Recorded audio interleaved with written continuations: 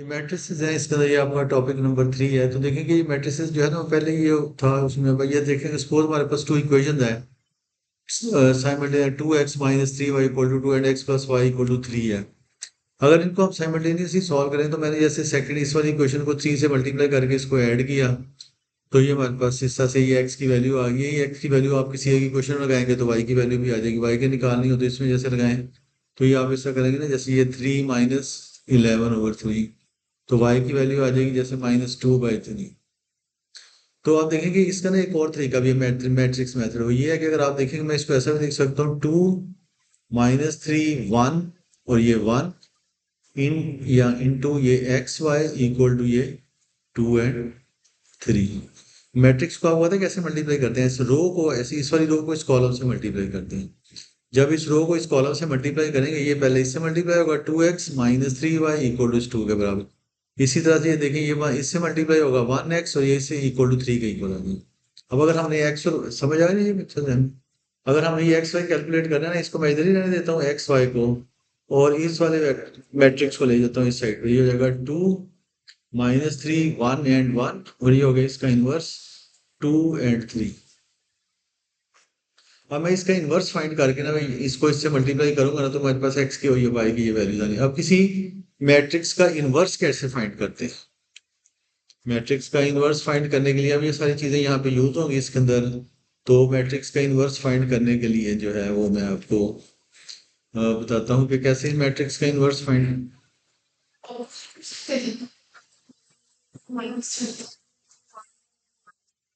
नहीं, बिल्कुल वो जैसे लिखा हो ना उसको ऐसे ही लिखा। नहीं देखा, हाँ पहले ऊपर वाली 3 या फिर 3 को भी ऊपर करें ना, 1 1 ऊपर लेके उसके साथ 2 कर देंगे, आपको ऊपर 2 है नीचे 3 है, वो चेंज हो जाएगी, डिफरेंट हो जाएगी चीज। हाँ फिर वो उसको ये करना पड़ेगा। तो इस तरह से अब ये देखिए कि इन्वर्स की डेफिनेशन क्या होती है। किसी मैट्रिक्स का इन्वर्स की डेफिनेशन है 1/a determinant into adjoint of it. ये इसकी डेफिनेशन है। ये हम इसका इन्वर्स इस तरह कैलकुलेट करते हैं, inverse = a/a determinant into adjoint of A. अब जैसे ये 2 × 2 का है, डिटर्मिनेंट कैसे कैलकुलेट करते हैं? ये तो मैट्रिक्स, ये तो जैसे मैंने ये मैट्रिक्स लिखा है ना, 2 - 3 एंड 1, ये मैट्रिक्स है। वो जैसे ये मैट्रिक्स है, ये है 2 - 3 1 एंड 1, ये मैट्रिक्स। इसका डिटर्मिनेंट कैसे कैलकुलेट करेंगे? डिटर्मिनेंट कैलकुलेट करने के लिए इसका कर देते हैं ए डिटर्मिनेंट इक्वल स्ट्रेट लाइन से लगा देते हैं ऐसे, ये हो जाएगा 2, ये -3 1 और ये 1। डिटर्मिनेंट ऐसे calculate, product of this diagonal minus product of this diagonal. जब आप इसको इससे मल्टीप्लाई करेंगे 2 1 द 2 माइनस ये करेंगे 3, तो ये हमारे पास हो जाएगा 5।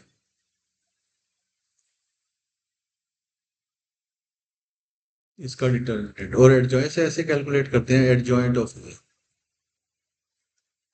ऑफ ए इस तरह कैलकुलेट करते हैं कि जैसे देखिए कि जो फर्स्ट डायगोनल है ना,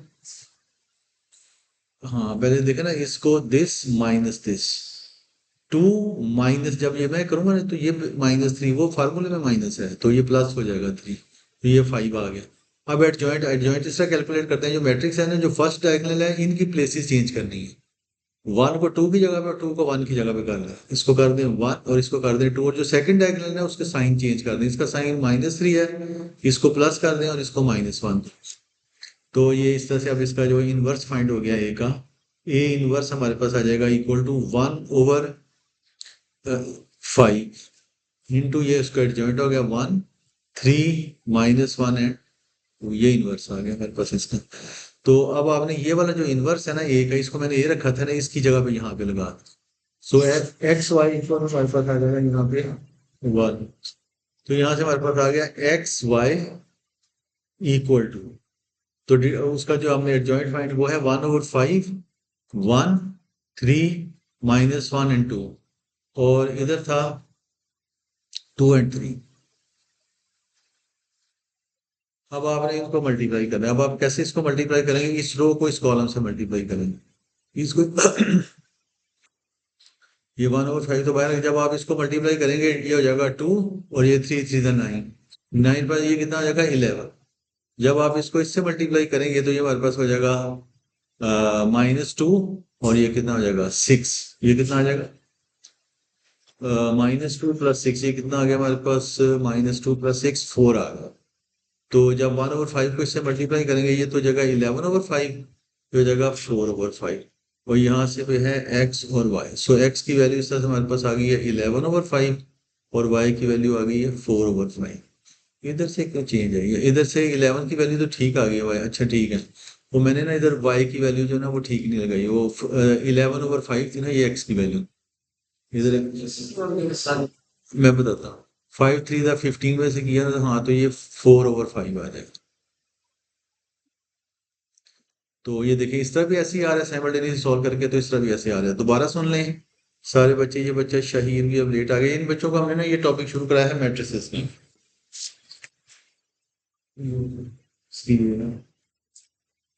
तो ये ऐसे आपको ये 2 दिन थोड़े से क्वेश्चन करने के बाद ये आपको काफी इजी लगेगा कि कंपैरेटिवली आसान है। आप ये देखें कि इनको बच्चों को ये बताया कि जैसे देखें ये बच्चा शहीर है ना, सपोज जैसे देखें कि हमारे पास ये 2 इक्वेशन है, 2x - 3, मैंने अपनी तरफ से लिख दी क्योंकि कॉन्सेप्ट आपने सीखना जो मर्जी नंबर लगा के सर। तो 2x - 3y = 2x + y, ये 2 साइमल्टेनियस इक्वेशन है। इक्वेशन नंबर 1 ये, इक्वेशन 1 ये वाली, ये हो जाएगी इक्वेशन 1 और ये होगी इक्वेशन 2। अगर आप इनको साइमल्टेनियसली सॉल्व करें तो मैंने इस इक्वेशन को जैसे 3 से मल्टीप्लाई करके ऐड किया, ये कट जाएगा 5x = 9 एंड 2 ये 11 हो गया, तो x की वैल्यू 11/5 आ। सो y कैलकुलेट करना है तो y इस इक्वेशन में लगाया ना 3 माइनस मैंने 11/3 ली थी, 11/5 है। ये इस x की जगह लगा के 3 - 11/5, 5 3 15, 4/5 आ गई। सो y की वैल्यू 4/5 आ गई है साइमल्टेनियसली सॉल्व करने से, और x की वैल्यू 4 हो। अब इसको मैंने करने लगा हूँ ये मैट्रिक्स मेथड से, ये मैट्रिक्स मेथड इसके साथ। अब देखें कि मैंने इसको ऐसे लिखा कि जो उसके एक्स और वाई के कोफिशिएंट थे ना उसका एक मैट्रिक्स बना दिया। जैसे इधर एक्स का कोफिशिएंट है 2 और -3, ये इसका कोफिशिएंट है 1 एंड 1, ये लिख के जो एक्स वाई वेरिएबल है वो, और ये 2 और 3 को ये लिख दिया, बिकॉज कि हम जब दो मैट्रिक्स को मल्टीप्लाई करते हैं रो को कॉलम से मल्टीप्लाई करते हैं। देखिए इस रो को आप इस कॉलम से मल्टीप्लाई कर, पहला एलिमेंट इससे मल्टीप्लाई होगा 2x - 3y, ये चीज आ जाएगी इक्वल टू 2 पे। फिर इस वाली रो को जब इस कॉलम से करेंगे 1x + 1y = 3 के इक्वल आ जाएगा इस तरह से। अब मैंने क्योंकि फाइंड करना है एक्स वाई, इसलिए ये जो मैट्रिक्स है ना इसको मैं दूसरी साइड पे ले गया। जब मैं दूसरी साइड पे लेके जाऊंगा तो इधर इसकी जो है ना ये इनवर्स आ गया इस साइड, इधर तो ना ये मैंने इसके इनवर्स से इधर जब दो मैट्रिसेस को मल्टीप्लाई करते हैं ना, जैसे ए को उसके ए इनवर्स से मल्टीप्लाई करते हैं तो हमारे पास एक आइडेंटिटी मैट्रिक्स आ जाता है। आइडेंटिटी मैट्रिक्स का मतलब जैसे ये अगर 2 × 2 का है ना, इसका मतलब है आइडेंटिटी मैट्रिक्स है। ये चंद चीजें आहिस्ता आहिस्ता आपको, आइडेंटिटी का मैट्रिक्स 2 × 2 के अंदर है 1 0 0 1, ये मैट्रिक्स का 1 है। अगर आप किसी भी मैट्रिक्स को 2 × 2 को इससे मल्टीप्लाई करेंगे ना तो वो वही उसका जवाब आएगा। ये जैसे किसी नंबर को 1 से मल्टीप्लाई करना चाहता है ना, यही इसी तरह से इससे मल्टीप्लाई करने से आ जाएगा। तो मैंने इस दोनों साइडों को, मतलब मैं इसलिए कह रहा हूँ कि वैसे मैं आपको सिंपल जबान में समझा, मतलब अगर मैंने ना इसको इसके इधर भी इनवर्स से मल्टीप्लाई की, इधर आ ही रह गया। असल तरीका मैथमेटिकल वो है, मैं इसलिए क्योंकि ये रिकॉर्डिंग हो रही है, मैं इसलिए क्योंकि कोई भी सुने तो ये ना कहे कि शायद, तो असल तरीका तो इसका ये, मैंने इसके इनवर्स से इधर भी मल्टीप्लाई कर दिया, इधर भी मल्टी, इसका इनवर्स और इसका इनवर्स के आइडेंटिटी मैट्रिक्स, मतलब वो सिर्फ वही हमारे पास ये चीज वन आ गई साइड पे, और ये वाला इसका इनवर्स इस साइड पे आ गया इनवर्स। अब मैंने फाइंड करना है इसका इनवर्स। इनवर्स फाइंड करने का फार्मूला ये है, किसी भी मैट्रिक्स बेशक 2 × 2 का हो या 3 × 3 का हो, इससे ज्यादा तो देगा ही नहीं ना। तो ए इनवर्स का फार्मूला है 1/a determinant adjoint of A, adjoint of A D J, adjacent नहीं है, एडजॉइंट ऑफ ए। ये फाइंड कैसे करते हैं, डिटर्मिनेंट ऐसे फाइंड करते हैं। ये मैट्रिक्स जैसे मैंने ये लिया ना 2 - 3 1 और 1, इसका इनवर्स फाइंड करना है ना, इधर इनवर्स लगाना है। इनवर्स का फार्मूला ये है, मैट्रिक्स ये है, इसका मैंने डिटर्मिनेंट फाइंड, डिटर्मिनेंट के लिए स्ट्रेट लाइंस लगाता, तो मैंने ये स्ट्रेट लाइन लगाई। जैसे आपने पोलिनोमियल में पढ़ा था ना 3 × 3 वाला, कि पहला एलिमेंट ये तो 2 × 2 का है, तो ये डिटर्मिनेंट निकाला 1/8 डिटर्मिनेंट, तो ये उसका डिटर्मिनेंट फाइंड किया, ये डिटर्मिनेंट स्ट्रेट लाइंस लगाई है मैट्रिसेस का। ये देखें इसके जो इनवर्स की डेफिनेशन में लिखा 1/a determinant into adjoint of A. तो आपने पहले ए डिटर्मिनेंट फाइंड करना है। ए डिटर्मिनेंट कैसे फाइंड करना है, ये straight line first diagonal minus A, जैसे वो 3 × 3 का कर रहे थे, 2 को जैसे 1 से मल्टीप्लाई किया 2 आ गया, माइनस जब ये करेंगे ना -3, फिर ये माइनस और वो माइनस मिलके प्लस ये 5 आ गया। अब इसका एडजॉइंट इसका कैलकुलेट करना है, जैसे ये बच्चा जहन पूछा एडजॉइंट में ये करते हैं जो ये वाला डायग्राम है फर्स्ट डायग्राम, इसके प्लेसेस चेंज कर देते हैं। देखें मैंने टू की जगह पे वन और वन की जगह पे टू यहाँ में लिख दिए। इनकी प्लेसेस चेंज कर दें और सेकंड सेकंड डायग्राम के साइन चेंज कर दें। इसका माइनस है तो प्लस कर दिए, इसका प्लस है तो माइनस कर दिए, ये इसका एडजॉइंट है। फर्स्ट डायगोनल की प्लेसेस चेंज करनी है। ओ हाँ, तो पहले की प्लेसेस चेंज करनी है और दूसरे का साइन। अच्छा, ये देखिए इनवर्स आ गया हमारे पास। इसके मुताबिक वन ओवर ए डिटर्मिनेंट, ये उसका एडजॉइंट ऑफ है। मैं इसके साथ मल्टी में ताकि एलसीएम से बचने के लिए ना, तो मैंने अभी वन ओवर फाइव को बाहर ही रखे हैं। तो इसके साथ में ये पूरे का पूरा ए इनवर्स जो है ना, वो मैंने इसकी इनवर्स की जगह भी यहाँ पे लगा दिया। और साठ टू इंटू थ्री को यहाँ से मल्टीप्लाई इसको करना है। तो देखिए जब मैं करूंगा फिर इस रो को इस कॉलम से करूंगा, वन को इससे किया टू, थ्री थ्री नाइन और ये टू 11 हो गया। फिर इस रो को इस कॉलम से किया, ये माइनस वन और सिक्स, ये फोर हो गया। अब मैंने देखिए अगर मैं पहले करता ना तो मुझे एलसीएम वगैरह लेना पड़ता था, काफी लंबी कैलकुलेशन करनी पड़ती थी ना। वन ओवर फाइव को मैंने बाहर रखा, जब फाइनल ये आ गया ना, मैंने वन ओवर फाइव से इसको मल्टीप्लाई कर 11/5 और 4/5। सो हमारे पास यहाँ से x की वैल्यू, ये देखिए ये x की वैल्यू 11/5 और y की वैल्यू 4/5 आ गई। वो उधर से भी सॉल्व करके वही आ सीधी, इसको भी कर सॉल्व करके ऐसे आ। ये मैट्रिसेस को इस तरह से कर देते हैं, ठीक है। उसके अलावा आपको पता है सिंगुलर मैट्रिक्स की डेफिनेशन ये है। सिंगुलर मैट्रिक्स की डेफिनेशन भी लिखने सर, ये देखिए कि सिंगुलर मैट्रिक्स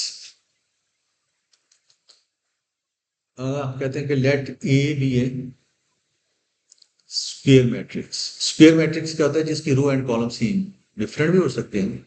ये 2x2 का है या 3x3 का, जिसके रो एंड कॉलम सेम है। Let A be a square matrix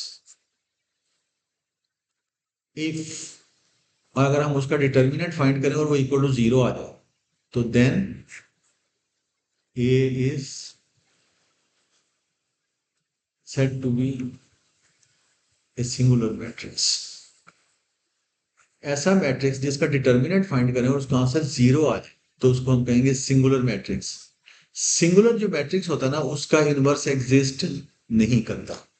reason क्या है कि आपने देखा कि ए इनवर्स की डेफिनेशन है, उसके अंदर आ रहा है one over A determinant into adjoint of A. अगर डिटर्मिनेंट ही जीरो हो गया तो वन ओवर जीरो अनडिफाइंड हो गया, उसका इनवर्स नहीं एग्जिस्ट करता। तो इसलिए सिंगुलर का वर्ड जो है ना, वो आपको याद रखना है इसका। एक तो ये होगी बात। अच्छा देखें, एक जो ये अब देखें कि जब हम किसी मैट्रिक्स से किसी को मल्टीप्लाई करते हैं वेक्टर को, जैसे अगर आपके पास सपोज 2 1 है, वन कोई कह लें कि कुछ भी हो सकता है, -3। अगर आप किसी नंबर, जैसे अगर आप यहाँ पे कोई नंबर लेते हैं, जैसे ये आपके पास एक्स एक्सिस है, ये वाई एक्सिस है, ये जीरो है, ये चल रहा है, जैसे वन है, टू है, थ्री है, ये -1 है, -2 -3। आप इसके अंदर से कोई नंबर लेते हैं, सपोज 2 2 ले लेते हैं या 2 3 ले लेते हैं, 1 2 ले लेते हैं, 1 1 ले कुछ भी लेते हैं। इस मैट्रिक्स से मैं इसको लेकर 2 2 को इससे मैं मल्टीप्लाई करता हूँ, 2 2। जब मैं मल्टीप्लाई करूंगा तो ये रहो कॉलम से मल्टी, 2 2 4 एंड 2 ये 6 हो जाएगा। जब इसको मल्टीप्लाई करूंगा, ये 2 -6 ये -4 हो जाएगा। ये पहले पॉइंट इधर था, अब ये पॉइंट 6 एंड -4, 6 एंड माइनस, यानी यहाँ से ये ट्रांसफर हो गया, यहाँ पे ट्रांसफॉर्म हो गया, ये इधर चला गया पॉइंट। ये चेंज हो गया अपनी पोजीशन, ये किसी और जगह चला गया। मैट्रिसेस जो है ना, ट्रांसफॉर्मेशन इसीलिए उसको कहते हैं, वो ट्रांसफॉर्म कर देते हैं मैट्रिक्स को, उसको उस वाले वेक्टर को अपनी उस जगह से किसी और जगह पे ले जाते हैं। ये सारे जो आपके अंदर ये कंप्यूटर जो प्रोग्रामिंग चल रही है, वो सारा लीनियर अलजेब्रा यही है। जो आप जो बच्चे जो कंप्यूटर साइंस ये पढ़ने हैं, उन्होंने सारा नहीं समझ आई उन्होंने बोले। हाँ, टू टू। अब आप देखेंगे, मैं आपको बताता हूँ एक चीज। आप सारे बच्चों ने बड़े कंप्यूटर से बात सीखने से, अब आपने ना देखें कि ये है, जैसे ये है ना हमारे पास, ये है एक्स एक्सिस, ये वाई एक्सिस, ये हो गया जीरो, ये हो गया है 0.10, और ये वाला पॉइंट है 0 1। अब हमने जो कुछ भी करना होगा ना, ये बेस वेक्टर है, इसको कहते हैं। ये जो है 1 0 या 0 1, ये बेस वेक्टर है। इनको हमने इनसे साथ कुछ कुछ मैट्रिक्स, इनके साथ हम मैट्रिक्स बनाएंगे। अब देखें कि अगर आपसे कहा जाए कि एक लाइन है y is equal to x, y is equal to x है, तो ये वाला पॉइंट अगर इसमें से रिफ्लेक्ट होगा तो क्या हो जाएगा? नहीं, ये वाला पॉइंट जब इस वाले में से रिफ्लेक्ट होगा ना, तो ये 0 1 बन जाए, और 1 0 वाला जो है ना, वो ये 0 1 वाला 1 0 बन जाए। सो अगर आपसे कहा जाए ना कि इसका अपने मैट्रिक्स फाइंड करना है, reflection in the line y is equal to x, तो उसका मैट्रिक्स ये होगा। अच्छा, आपने हमेशा ना इसको दे मतलब जैसे ये बेसिक मैंने अभी आपको बताया था ना, आइडेंटिटी है 1 0 0 1, बेसिक है। जैसे ये वाला 1 0 इधर और ये वाला 0 1 इधर लिखा हुआ है। अब आपने देखना है कि जब आपसे कहा जाए reflection in the line y is equal to x, तो जब y 1 0 वाले की क्या, जब ये रिफ्लेक्ट होगा तो ये 1 0 वाला, पहले हमने क्योंकि इसको देखना है, पहला पहला वेक्टर ही 1 0 जब इसमें से रिफ्लेक्ट होगा तो ये 0 1 बन जाएगा। और फिर उसके बाद 0 1 जब इसमें से रिफ्लेक्ट होगा तो ये 1 0 1। जो भी आपके पास सामने मैट्रिक्स, अगर आपको पेपर में ना ये दे देगा और कहेगा कि आप बताएं ये इसके अंदर ये क्या चीज हुई है, तो आप बताएं। आपने देखना है कि 1 0 की ये इस तरह की शक्ल कैसे बन गई। आपने देखा कि 1 0 0 1 बन गया और जो 0 1 था वो 1 0 बन गया, तो वो कैसे हो सकता है। आपने यहाँ पे ला के देखना है कि इस तरह से ये चीज हुई है इसकी।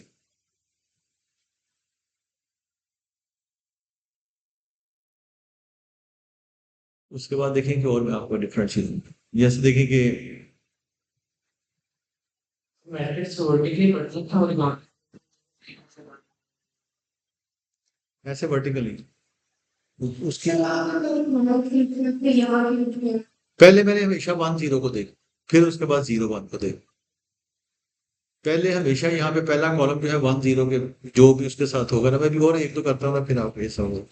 मसलन आप देखेंगे ये एक्स एक्सिस है, ये वाई एक्सिस है, ये 0 डिग्री है, ये पॉइंट ये वाली लाइन है, ये वाला पॉइंट जैसे 1 0 है और ये वाला पॉइंट 0 1। अब देखिए कि आपके पास ना अगर सपोज इस तरह से ये कोई चीज ऐसे ये है, अगर आप इसको 30 डिग्री रोटेट कराते हैं एंटी क्लॉकवाइज, तो ये वाला पॉइंट 30 डिग्री, यहाँ ये वाला पॉइंट इधर से 30 डिग्री रोटेट करें तो ये पाई बाय 6 30 डिग्री इधर चला गया ना यहाँ।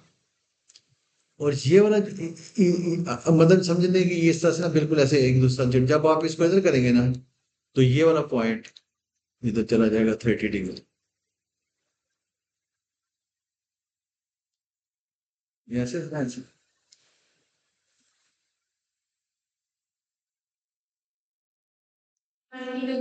नहीं ये मतलब मैंने सिर्फ ये कराया है। तो अब ये वाला जो पॉइंट है ना 1 0, ये यहाँ चला, इसकी लेंथ 1 थी ना, इसका मतलब इसकी लेंथ भी 1। ये थोड़ा सा खराब हो गया है।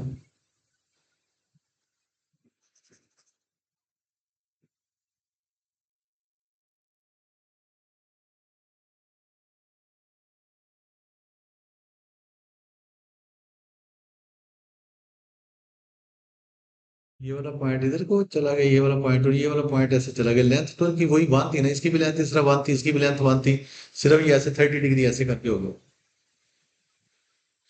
अब आपने देखना है कि इसका एक्स और वाई कोऑर्डिनेट क्या बन, तो उसके लिए ट्रिग्नोमेट्री यूज करेंगे। ये सामने 30 डिग्री है और ये 1 है, सामने परपेंडिकुलर आप फाइंड कर सकते हैं ना, साइन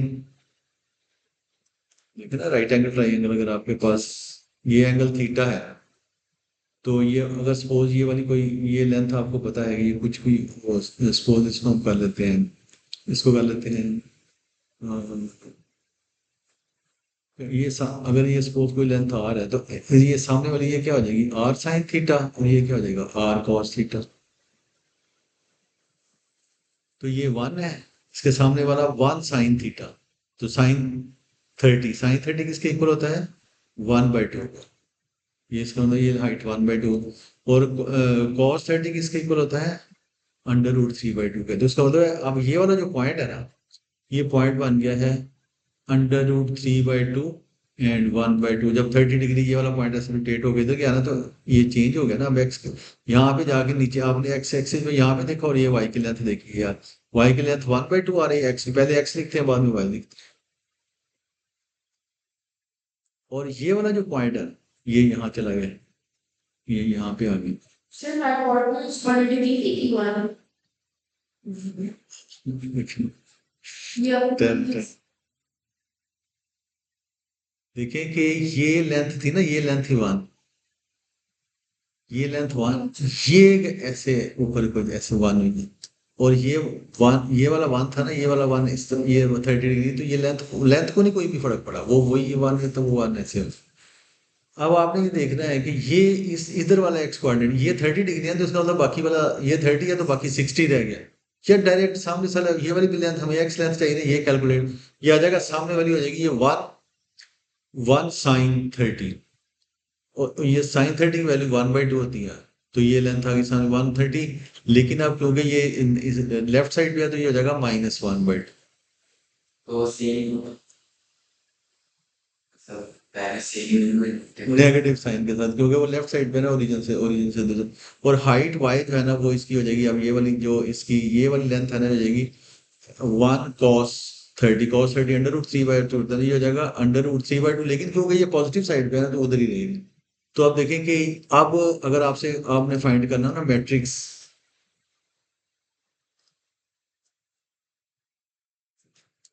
सो ये matrix of rotation 30 degree anti clockwise, उसका मैट्रिक्स बन गया जो 1 0 है ना, उसकी ये बन गए हैं √3/2 एंड 1/2। और जो 0 1 था ना वो ये बन गए हैं -1/2 √3। पहले हम जॉब हाँ पहले हमेशा 1 0 फिर उसके बाद 0। नहीं समझे? ये आ गया वो स्केल कोऑर्डिनेट्स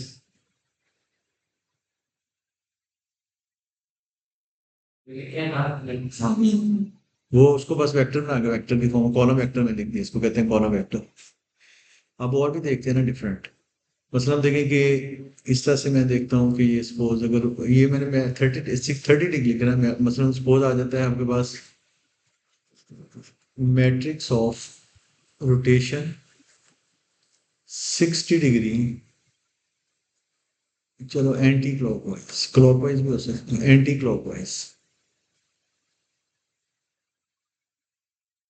अब ऐसा होगा ना कि जैसे देखिए, अब आप तेजी इसको कर लेंगे, जैसे ये एक्स एक्सिस है, ये वाई एक्सिस हो गया, 0 1 हो गया, ये बेस वेक्टर है जैसे 1 0, और ये वाला है 0 1, तो ये लेंथ 1 है और ये लेंथ भी 1 है।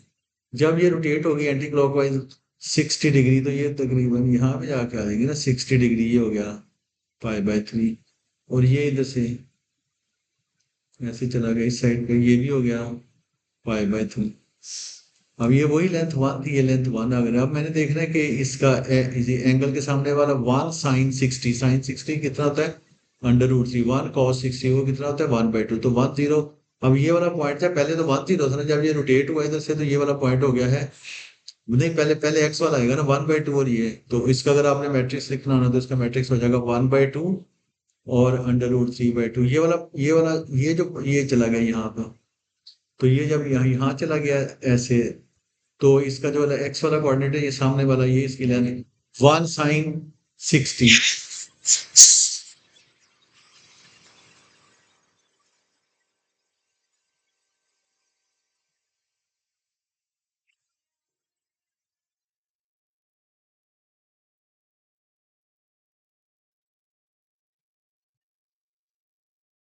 चलिए तो यहाँ पे हमारे पास आ गया 1/2 और ये √3/2, ये समझ आ गया सब बच्चों में, ये होगा इस तरह से। ये वाला ना चला गया, शाहिद क्या कह रहा था 1, ये साइन ये √3/2 है, लेकिन क्योंकि साइड नेगेटिव साइड में ये हो जाएगा -√3/2, और ये वही इसकी हाइट हो जाएगी 1 cos 60, cos 60 1/2 होता है, तो ये देख क्योंकि ये पॉजिटिव साइड पर ही है तो ये 1/2 ही रहेगी। अब देखेंगे अगर ये ऐसे होता कि मैट्रिक्स ऑफ रोटेशन 90 डिग्री, चलो पहले एंटी क्लॉकवाइज,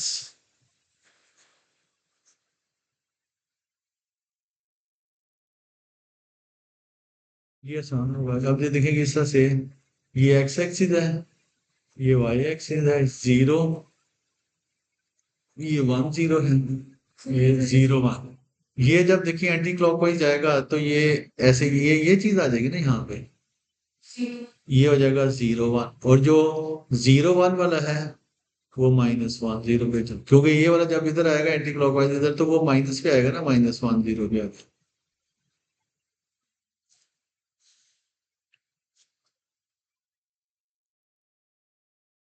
एक क्लॉकवाइज स्ट्रेंडिंग क्लॉकवाइज। हाँ देख क्या, एक एक उधर दोनों कितने जुड़े होते हैं, तो देख। तो यहाँ पे देखिए कि रोटेशन मैट्रिक्स ये, जैसे आप कहते हैं matrix of 90 rotation 90 degree clockwise, ये मैंने तो आपको करके दिखा रहा हूँ। आप तो अब सिर्फ डायरेक्ट ये बनाएंगे, आप लिख लेंगे 1 0 वाला अगर क्लॉकवाइज इस तरफ ये जाएगा ना, इस तरफ, तो ये हो जाएगा 0 - 1। ये जब यहाँ पे आएगा तो 0 - 1 हो जाएगा। तो जो नहीं समझे, ये पॉइंट है ना, जैसे ये वाला पॉइंट है 1 0, ये एक्स एक्सिस है, ये जैसे वाई एक्सिस है, ये वाला पॉइंट है 0 1। जब ये ऐसे हो गई यहाँ पे आएगा पॉइंट, तो ये वाला पॉइंट हो जाएगा ना 0 - 1। और ये जो 0 1 वाला पॉइंट है, ये 0, ये समझे बच्चे, सहन नहीं होता है। इस तरह से आप देखें कुछ और, ये तो हमने रोटेशन वाला देखा ना, और इस तरह से देखें कि अगर ये है स्ट्रेच,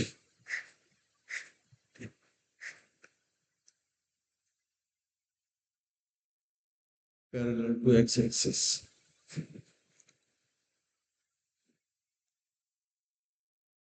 जैसे देखेंगे 0, ये वाला पॉइंट है 1 0, और ये वाला पॉइंट है 0 1, ये कोई आपके पास नहीं, ये एक्स एक्सिस है। अब देखें अगर ये अलोंग एक्स एक्सिस स्ट्रेच होगा, तो ये स्ट्रेच इसी तरह से इस तरह चला जाएगा ना, आगे ऐसे चला जाएगा, ऐसे ये स्ट्रेच ऐसे इस तरह से, ये एक्स एक्सिस का अलोंग ये स्ट्रेच हो रहा है। तो 1 0 वाला जो पॉइंट है,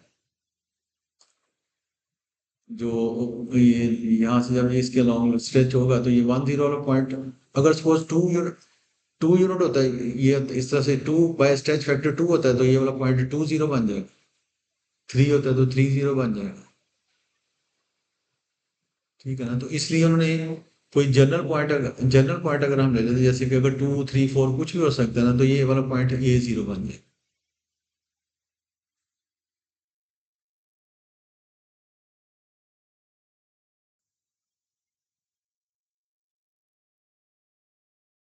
अच्छा ये देखेंगे आपने ना, ये वाला पॉइंट जो था ना 1 0 वाला, ये जब स्ट्रेच हुआ ना, इसे देखें पैरेलल टू एक्स एक्सिस, तो 1 0 वाला पॉइंट अब चेंज हो, अगर आपने बाय स्केल फैक्टर 2 से किया तो ये 2 1 पे चला जाएगा, 3 से किया 3 2। और ये वाला पॉइंट जो है ना, ये नहीं अपनी जगह से है, ये उसी उसी जगह, तो उसी जगह है, तो इसको हम इस तरह से 0 1 वैसे ही लिखें। इस तरह से अगर ये स्ट्रेच पैरेलल टू इस तरह से होगा, अलोंग वाई एक्सिस होगा ऐसे, तो वो हाँ, अब ये इस तरह से बाय स्केल फैक्टर अगर हुआ है, तो ये वाला पॉइंट नहीं अपनी जगह से, ये वाला 0, जितने भी यूनिट है 2 3 जो भी है 0 इस हो जाए। अच्छा एक बात तो ये याद रखें, और जो जो चीजें आती जाएंगी ना शेयर वगैरह, वो मैं आपको बताता जाऊंगा, लेकिन एक चीज और इसकी प्रॉपर्टी याद रखें। जैसे देखें कि हम ना, सपोज अगर आपके पास कोई ट्राइंगल है या कुछ भी है, मतलब ये ट्राइंगल है, ये एक्स एक्सिस है, ये ओ है, ये वाई है, ये वाई एक्सिस है, अगर मतलब ये इसके ट्राइंगल के कोऑर्डिनेट्स हैं A B C, अगर आप इसको किसी मैट्रिक्स से मल्टीप्लाई करते हैं, एरिया ऑफ ऑब्जेक्ट के बारे में मैंने आपको बताना है, किसी भी, ये कोई आपके पास ये ना कि ट्राइंगल है, अगर आप इसको जैसे इस वाले पॉइंट को किसी मैट्रिक्स से मल्टीप्लाई करेंगे, वो इसको ट्रांसफॉर्म करके कहीं और ले जाएगा, बी वाले को करेंगे वो उसको भी ट्रांसफॉर्म करके उस कहीं और ले जाएगा, सी वाले को जब उससे मल्टीप्लाई करेंगे तो वो उसको भी कहीं और ले जाएगा, तो ये ट्राइंगल जो है ना, ये ट्रांसफॉर्म होकर किसी दूसरी जगह पे चली जाएगी उससे जब मल्टीप्लाई के बाद, जैसे ये पी, इसको कर लें PQR में, कोई और ट्राइंगल चेंज हो गया ना, अब इसके ABC से चेंज हो गया किसी मैट्रिक्स, सपोज आपने लेट ए बी है कोई मैट्रिक्स है, कोई मैट्रिक्स है, जब आपने इसको इसके एलिमेंट्स को इस पहले इसको उससे मल्टीप्लाई किया, तो वो चेंज हो गया किसी और जगह। तो देखें कि एरिया ऑफ इमेज, ये उसका इमेज यहाँ बन गया ना, या एरिया ऑफ आप कह लें ट्राइंगल PQR, ये यहाँ से ट्रांसफॉर्म होकर उधर गई है, तो area of PQR equal to A determinant area of ABC। यानी कि जो आपके पास ओरिजिनल ऑब्जेक्ट्स हैं, जब ये ट्रांसफॉर्म हो गए किसी मैटर, उसके इसका अगर आपको एरिया पता हो ना, उसके एरिया को अगर आप उसके डिटर्मिनेंट से मल्टीप्लाई कर दें तो जिसके ऊपर ये ट्रांसफॉर्म होके गई है ना, वहां पे उसका इसका एरिया आ जाए। इसके अलावा जो है ना, वो आपको एक और चीज इसके अंदर आ देते हैं, इनवेरिएंट लाइन। ये हर पेपर में हर क्वेश्चन का एक पार्ट है और काफी ज्यादा नंबर का पार्ट है ये। सबसे ज्यादा मार्क्स इसी चीज के हैं, how to find invariant line.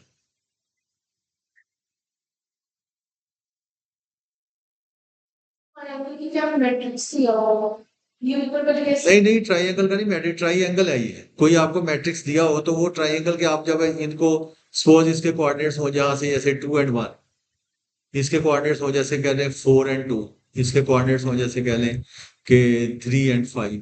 जब आप उनको इस मैट्रिक्स से मल्टीप्लाई करेंगे तो ये ट्रांसफॉर्म होकर कहीं और चले जाएंगे ना, तीनों पॉइंट्स। उन तीनों पॉइंट्स को ज्वाइन करेंगे ट्राइंगल, कुछ और बन जाएंगे, डिफरेंट हो जाएंगे। वो कह रहे हैं उसका जो एरिया है ना, वो जिस मैट्रिक्स से आपने इसको मल्टीप्लाई किया ना, उसके डिटर्मिनेंट से इसके एरिया को मल्टीप्लाई करें तो वो उसका एरिया है। तो ये कह रहा है in finding the invariant line.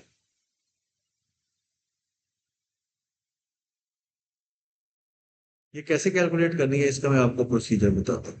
अब वो देखेंगे, जैसे अब आप देखेंगे इसके अंदर क्वेश्चन नंबर 1, ये मैंने आपको दिया है कुछ चीजें, तो जैसे आप ये देखें, आपको बताऊं क्वेश्चन नंबर 1, आप क्वेश्चन का देखिए उसने दिया हुआ है, matrix A is given by, ये उसने मैट्रिक्स ए दिया हमें 5 -3 k and -4। अच्छा जी, वो कहता है find the value of k for which a is a singular matrix. तो आपको पता है कि सिंगुलर मैट्रिक्स क्या होता है, जिसका डिटर्मिनेंट 0 हो। उसने क्योंकि हमें कहा हुआ है since a is singular, therefore a determinant should be 0, क्योंकि वो उसका सिंगुलर है। तो ए डिटर्मिनेंट फाइंड करने के लिए तो इसका स्ट्रेट लाइंस लगाएंगे, हो जाएगा 5, ये के, ये -3, ये -4, ये डिटर्मिनेंट इक्वल टू 0। जब आपने इस डिटर्मिनेंट को एक्सपेंड कैसे करना था, आपको बताया था दिस जाए जे, हाँ नहीं, इसको इससे इससे मल्टीप्लाई करेंगे, -20 -3 के इक्वल टू 0। सो के की वैल्यू इक्वल टू, हमारे पास ये ठीक लिखा हुआ है 5, देखिए ना, फर्स्ट डायगोनल माइनस ये करना है तो ये +3 की होगी। तो ये हमारे पास आ जाएगा 3k equal to 20। It implies that k equal to 20/3। ये इसका पहला। अच्छा जी, अब देखें दूसरे पार्ट में, बी पार्ट में, find the equation of the invariant line through the origin of the trine represented by A. अच्छा जी, देखिए इसका B part, invariant line find करना है तो हम थ्रू द ओरिजिन। तो वही तरीका, जैसे आपको पता है कि y is equal to, line की इक्वेशन क्या होती है, y is equal to mx plus c। जब ये ओरिजिन में से गुजरेगी तो c तो वैसे ही 0 हो गया। तो हम सपोज कर लेते हैं, let the invariant line be, let the invariant line is y equal to mx, क्योंकि उसने गुजरना ओरिजिन से है। तो जब उसने ओरिजिन से गुजरा है तो उसका y इंटरसेप्ट 0 है, तो इसलिए c तो वैसे ही 0 हो गया ना, तो इसलिए y इज इक्वल टू ये हो गया mx। अच्छा, इनवेरिएंट लाइन का मतलब है कि आप जो भी पॉइंट उस लाइन के ऊपर लेके, जब इस मैट्रिक्स, ये जो उससे मैट्रिक्स ए हमें कहा है ना, जैसे ये अच्छा, तो आप कहते हैं कि के की वैल्यू 6 ले लो, ए मैट्रिक्स ये है, इसके अंदर कह रहा है कि के की वैल्यू 6 ले लो, तो हमारे पास ये हो जाएगा 5, ये हो गया 6, ये -3 एंड -4। अब मतलब ये इनवेरिएंट लाइन का मतलब है कि उस लाइन के ऊपर आप लेके कोई भी पॉइंट, जैसा तो से बात सुनने सारे बच्चे, जैसे देखें कि मैंने आपको ऊपर बताया यहाँ पे कि जब हम इस ट्राइंगल को मल्टीप्लाई, किसी एलिमेंट को लेके इस मैट्रिक्स से मल्टीप्लाई करते हैं तो वो ट्रांसफॉर्म होकर कहीं और चला जाता है। इनवेरिएंट लाइन का मतलब ये है कि आप उस लाइन के ऊपर कोई भी पॉइंट लेंगे ना, जब इस मैट्रिक्स से मल्टीप्लाई करेंगे तो एक नया पॉइंट आएगा, वो भी उसी लाइन के ऊपर ही होगा, कहीं इधर उधर नहीं हटेगा। वो लाइन की इक्वेशन हमने फाइंड करनी है, इनवेरिएंट लाइन। दोबारा सारे बच्चे समझ, इनवेरिएंट लाइन का मतलब है कि अगर आप इस मैट्रिक्स से, हमने इस मैट्रिक्स की इनवेरिएंट लाइन फाइंड करनी है, का मतलब ये है कि अगर आप उस लाइन को जो मर्जी आपका दिल करता है पॉइंट लेके, कोई भी उस लाइन का जो पॉइंट है उसको जब इस मैट्रिक्स से मल्टीप्लाई करेंगे तो नया पॉइंट आ जाएगा ना, कोई और आना चाहिए, चीज आनी चाहिए बुनियाद। लेकिन वो ऐसा आप देख, मतलब जब फाइंड कर लेंगे ना, आप बेशक वो करके देख लीजिए, कि वो जो पॉइंट नया मैट्रिक्स जो उस लाइन का पॉइंट होगा ना, कोई भी आप पॉइंट लेंगे, जब इस मैट्रिक्स जो नया पॉइंट आएगा वो भी उसी लाइन के ऊपर ही होगा, वो नहीं इधर उधर नहीं होगा, उसके ऊपर रहेगा। वो लाइन फाइंड करनी है। वो कैसे? पहले मैंने सपोज कर लिया कि वो लाइन है, suppose y is equal to m x, क्योंकि सी तो वैसे ही जीरो हो गया ना, क्योंकि ग्रेडियंट ओरिजिन से गुजरती हुई लाइन फाइंड करनी है, तो y इंटरसेप्ट जीरो हो गया।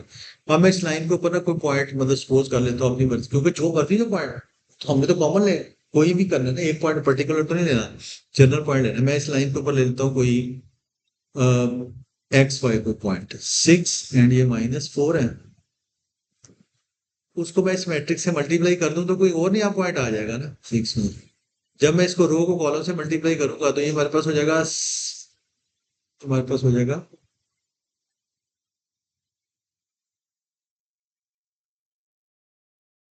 5x plus 6y -3x -4y। यार अब ये वाला पॉइंट कोई हमने उसके ऊपर ऐसे कोई जनरल पॉइंट एक्स वाई दिया था, तो वो चेंज हो गई, तो ये किसी और मतलब कोई और पॉइंट बन गया है, जो भी एक्स वाई होगा वो ये बन गया ये वाला पॉइंट। अब मैं इसको सपोज कर लेता हूँ कि जैसे ये कोई कोई पॉइंट है, जैसे ये कैपिटल एक्स है और ये कैपिटल वाई। अब मैं ये कह रहा हूँ कि वो इनवेरिएंट लाइन है। अगर वो इनवेरिएंट लाइन है तो ये जो नया पॉइंट आया ये उस लाइन के ऊपर ही होना चाहिए। ये वाला जो पॉइंट आया ये वाला एक्स, वो इस लाइन के ऊपर होना चाहिए, since the line is invariant, since the line is invariant.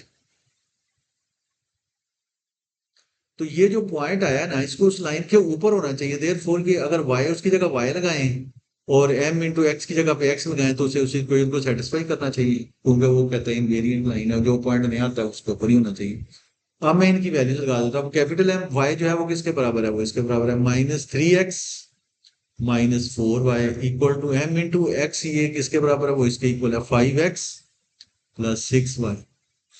अच्छा जी, अब मैंने देखे कि असल में ना वो फाइंड एम करना है। मैं ऐसा करता हूँ कि -3x और -4 इस y की जो असल में वो ये उस लाइन की क्वेश्चन थी ना, y equal to m x, ये y की y वापस वैल्यू इसके अंदर लगा देता हूँ। यहाँ पे मैं लगाता हूँ तो 4mx हो जाएगा, इधर से m इंटू 5x प्लस इसकी जगह पे m ये हो जाएगा 6mx।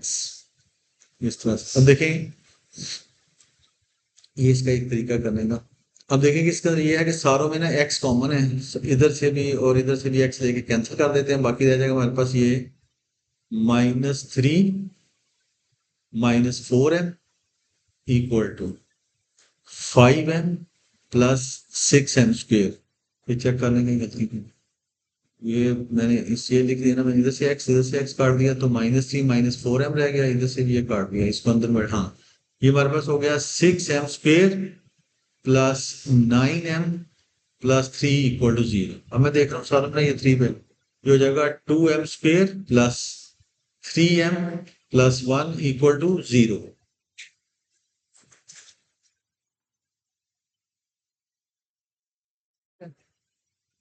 तो इसको क्वाड्रेटिक मोड लगाएंगे तो मोड लगाएंगे तो आप सब कंप्लीट है।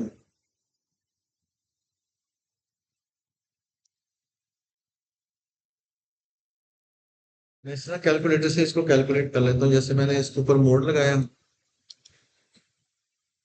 2 3 1, एक तो m की वैल्यू आ गई है -1/2 और एक और m की वैल्यू -1। तो ये हमारे पास m की 2 वैल्यूज आ गई। सो हमारे पास आ गई ये, एक तो आ गई है y is equal to -1/2x और एक आ गई है y is equal to -x, या और भी इसे कई तरीके से लिख सकते हैं जी। हाँ ये दो देखो ना, ये वाला x, ये वाला x, ये वाला x और ये वाला x सारा में, इसीलिए तो ये देखे ना, असल में ये था ना y और ये भी y है, इस y की जगह पे ये उसी के वो x, ये जो x y क्या है उसी ऊपर वाली इक्वेशन के ही तो लिए हुए हैं, तो उसी जगह पे y की जगह पे mx लगा दिया इसके, और इधर भी mx लगा दिया y की जगह। तो ये वो सारा x इधर से भी कॉमन लेके इधर से भी कॉमन लेके कट गया। तो ये हमारे पास वही वेरिएंट। अब आप देखिए कि आप इस लाइन के ऊपर कोई पॉइंट ले लें, मतलब अगर आप x की वैल्यू इस पॉइंट को इस लाइन के ऊपर कोई पॉइंट इसका कोई पॉइंट लेते हैं ना x की वैल्यू, सपोज आप लेते हैं x की वैल्यू 1 तो y की वैल्यू -1 आ जाएगी। तो इस लाइन के ऊपर पॉइंट है, इसको इससे मैट्रिक्स से मल्टीप्लाई करके देखें, दोबारा वो पॉइंट ऐसा पॉइंट आएगा जो उस लाइन के ऊपर ही होगा, इधर उधर नहीं जाएगा कहीं। ये दो ऐसी इनवेरिएंट लाइन, ये इसको प्रिपेयर करना है। अभी देखिए ये 5 मार्क्स, ये दो लाइंस आ गई है ना, वो इनवेरिएंट लाइंस की क्वेश्चन था। y equal to m x plus c zero है क्योंकि वो ओरिजिन से गुजर रही है तो आप इसके ऊपर, अब इनवेरिएंट का मतलब ये है कि आप इस लाइन के ऊपर कोई, मतलब मैं x1 ले लेता हूँ तो y की वैल्यू -1 आएगी, 2 लूंगा तो y की वैल्यू -2 आ जाएगी, 3 लूंगा तो -3 आ जाएगी, वो एक माइनस का ही फर्क आ रहा है। तो जो मैट्रिक्स है ना ये, जो उसने दी ऊपर, उससे इस वाले पॉइंट को मल्टी, जो नया पॉइंट आएगा ना वो भी इसी लाइन के ऊपर होगा, इस लाइन की इक्वेशन को सेटिस्फाई करेगा। ये आप करके देख लीजिएगा, अब दोबारा घर जाके इसको दोबारा पढ़ेंगे। अब देखिए इसका जो सी पार्ट है, ये बी पार्ट था ना, सी पार्ट में वो कह रहा है the triangle DEF in XY plane is transformed by A onto triangle. अब वो कहता है कि जैसे देखें कि एक ट्राइएंगल है XY प्लेन के अंदर, एक्स एक्सिस है, ये Y एक्सिस, XY प्लेन होगी ना ये, इसके अंदर एक ट्राइएंगल है DEF, कोई भी है मुझे नहीं पता, वैसे उसके पास ऐसे कहा हुआ है DE&F, ये ट्रांसफॉर्म हो गया ना ट्राइएंगल, कहता है कि चली जाती है PQR के ऊपर। हाँ जो मैंने वो आपको, अब वो देखें कि वो कह रहा है the triangle DEF in XY plan is transformed by A, यानी कि जो A था ना उसको जब आप इसके एलिमेंट से मल्टीप्लाई करते हैं वो यहाँ पे चला जाता है, इसको करते हैं वो चेंज होकर कहीं और चला जाता है, इसको करते हैं वो जहाँ पे चला जाता है, तो ये चला जाता है पार्ट सी का। फिर आगे पहला पार्ट ये है, वो कहता है कि area of triangle DE is 10, area of triangle DE&F is 10 दिया हुआ है, तो कहता है कि एरिया ऑफ PQR फाइंड करें, find the area of PQR, find area of PQR, इसका एरिया फाइंड करें।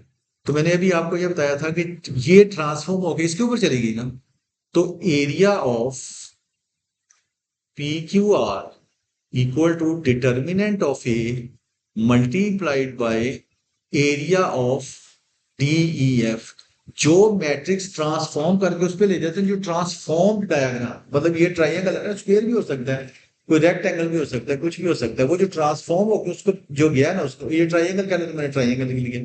तो एरिया ऑफ PQR ट्राइएंगल का जो है ना, वो जो जो मैट्रिक्स उसको उसके ऊपर लेके गया ना, उसके डिटर्मिनेंट से मल्टीप्लाई कर देना तो उसी का एरिया आ जाता है।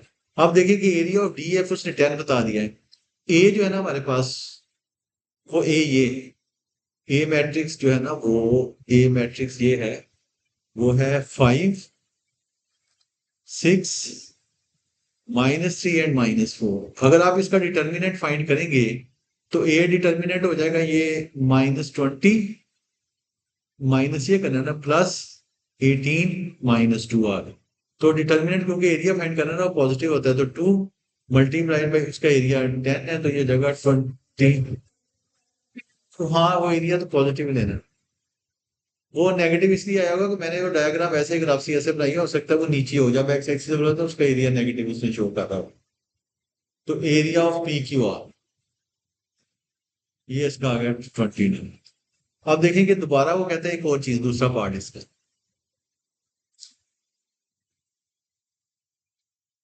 इसका जो सेकंड पार्ट है ना उसके अंदर वो ये कह रहे हैं, वो क्या हुआ, वो कहता है कि find the matrix which transform PQR on to DEF। ये देखें जो मैट्रिक्स ए है ना, वो इसको ले गया इसके ऊपर, वो मैट्रिक्स फाइंड करें जो इसको वापस इसके ऊपर ले आए, तो ए का इन्वर्स फाइंड करना है। तो ए को इन्वर्स फाइंड करने की मैंने इसलिए पहले आपको वो डेफिनेशन उसकी बता दी ना। अब ये उसने हमें दिया हुआ है ए मैट्रिक्स जो है वो है 5 6 -3 एंड -5, ए का इनवर्स फाइंड करना है। इनवर्स का फार्मूला होता है 1/a determinant into adjoint of A. तो आपने पहले ये सारी चीजें फाइंड करके यहाँ पे लगा देनी है। तो ए का जब आप डिटर्मिनेंट कैलकुलेट करेंगे तो ए डिटर्मिनेंट अभी वो हमने ऊपर किया ना, -2 आ गए, इसका डिटर्मिनेंट आ गया -2। उसके बाद आपने फाइंड करना है इसका एडजॉइंट ऑफ ए।